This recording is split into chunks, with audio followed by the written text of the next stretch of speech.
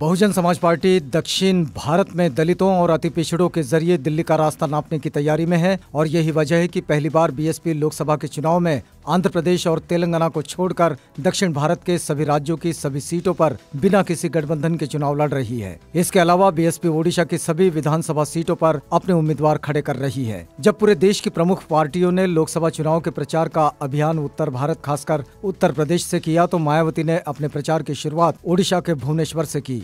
उनकी ताबड़तोड़ रैलियां दक्षिण भारत में हो रही है। बुधवार को उनकी रैली विजयवाड़ा में हुई। वहीं गुरुवार को मायावती तिरुपति के अलावा हैदराबाद में भी रैलियां करेगी। 10 अप्रैल को मैसूर में मायावती की रैली है। उसके बाद दक्षिण भारत के कई अन्य प्रमुख शहरों में भी रैलियां होनी है।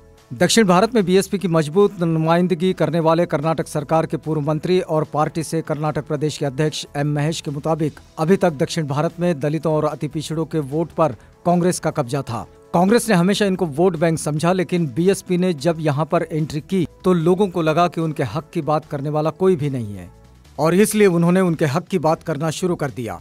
पिछले लोकसभा चुनाव में बीएसपी को 1.5% मिले वोटों से उत्साहित होकर इस बार कर्नाटक की सभी 28 लोकसभा सीटों पर पार्टी मैदान में है।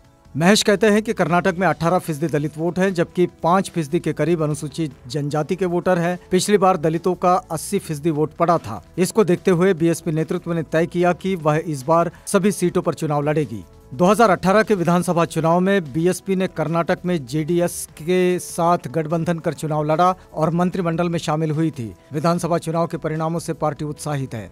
एम महेश कहते हैं कि तमिलनाडु और केरल में भी उनकी पार्टी इस बार अकेले चुनाव लड़ेगी। इन राज्यों में भी दलितों और अति पिछड़ों का वोट और उसका प्रतिशत कर्नाटक के बराबर ही है।